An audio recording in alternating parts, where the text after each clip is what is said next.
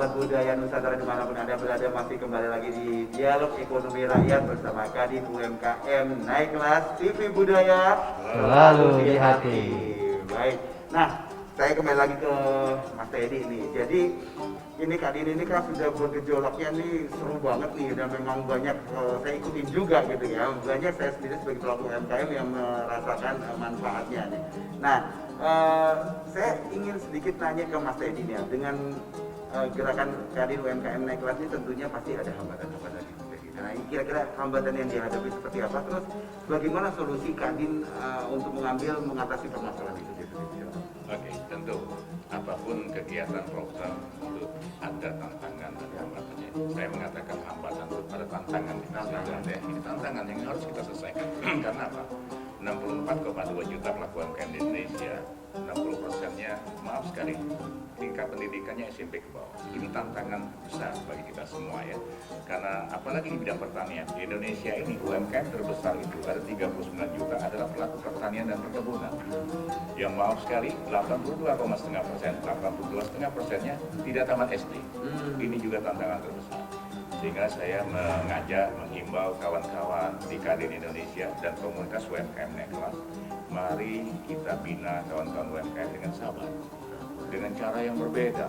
Tidak bisa kita samakan satu sama lain yang mikro, kecil, menengah, apalagi kita samakan dengan usaha besar. Makanya saya selalu bilang, sejak Kadin berdiri di Indonesia ini, baru kali ini kita fokus kepada UMKM. Karena apa?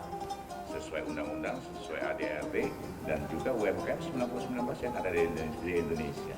Jadi ya, kita akan fokus ke UMKM, kita sabar, kita hadapi, kita bina kawan-kawan UMKM, kita rangkul bagaimana caranya mereka ini bisa berkembang. Tidak hanya yang pemain besar itu saja orangnya.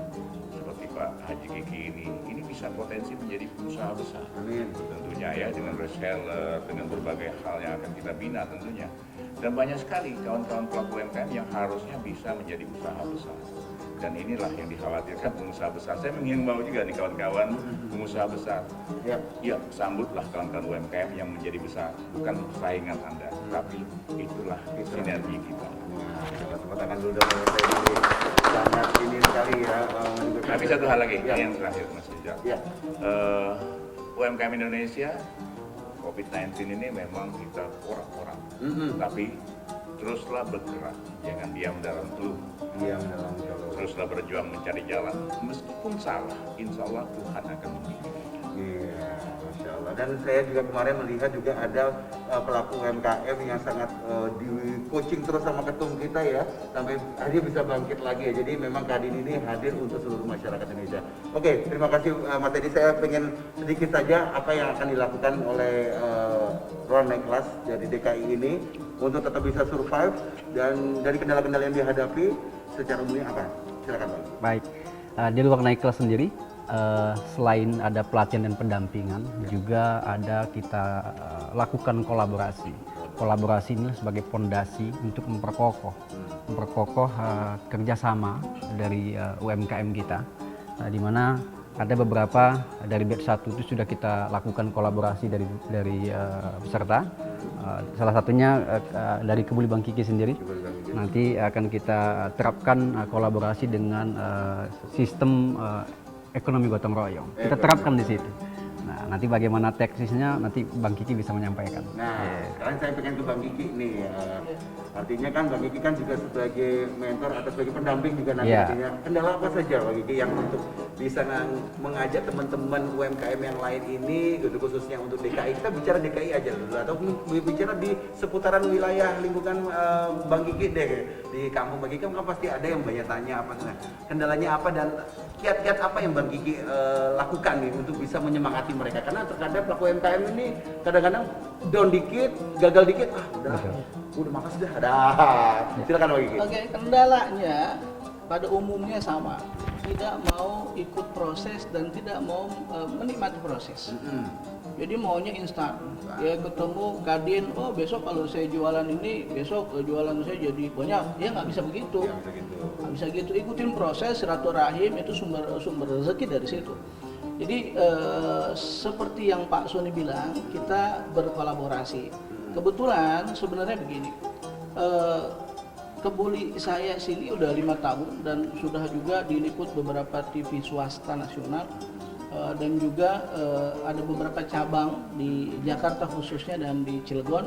Boleh disebutkan cabangnya di mana saja? Cabangnya ada di Ragunan, bukan di kebun binatang ya, tapi sini. Jalan apa tuh namanya? Kalau pusatnya di mana? Pusatnya di Srengseng, Jakarta Barat. Oh, di Srengseng. Ya, kita ada divisi kita Kebuli Bang Kiki ini macamnya banyak. Jadi kita nih mesti jemput bola, jangan nunggu bola. Kebanyakan orang maunya buka toko gede, wah keren nih deh, hebat, cuma pengen dipuji, tapi hasilnya nol, nggak sampai setahun kontrak selesai udah. Jadi konsep kita adalah kejar bola. Saya punya divisi SCC namanya, Sales Customer Call. Jadi mereka tugasnya teleponin customer kita biar kita nggak kehilangan pelanggan. Gimana Bu, sehat, selamat ulang tahun Bu, ada pesanan Kebuli nggak, ada acara-acara apa terdekat. Yang kedua kita punya keling. Apa tuh keling? Ini mungkin kalau saya boleh klaim,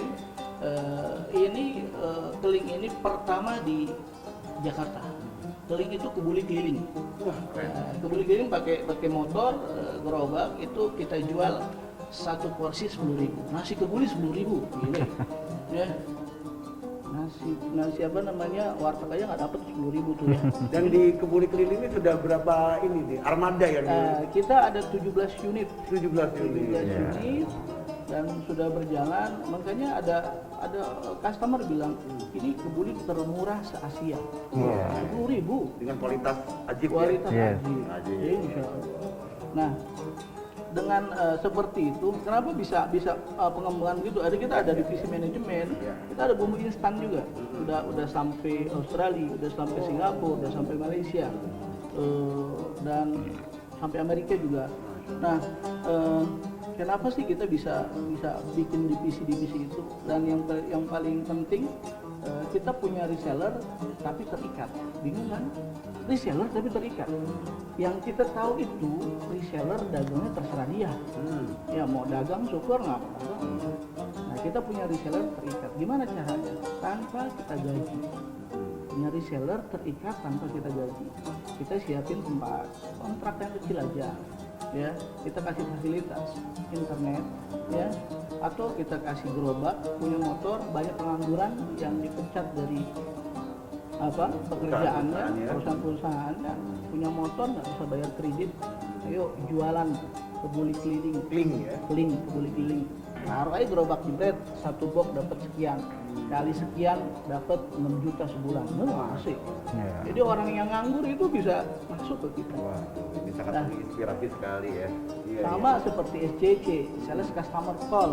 Jadi mereka kita nggak gaji, mereka pakai fasilitas yang kita ada, internet gratis, sampai kapanpun, berapapun pakai silakan. Dia teleponin, nanti pendapatan dia satu box dapat sekian. Nggak kemana-mana lah, di situ aja cuma halo. Kita kasih training dengan orang-orang yang ahlinya untuk telemarketing, sudah selesai. Jadi kita untuk pandemik ini kita nggak bingung. Jadi sudah banyak membuka lapangan pekerjaan juga. Jadi yang ini sudah berapa? Untuk tim tenaga kita kerjanya ya? ada 30 orang. 30 orang.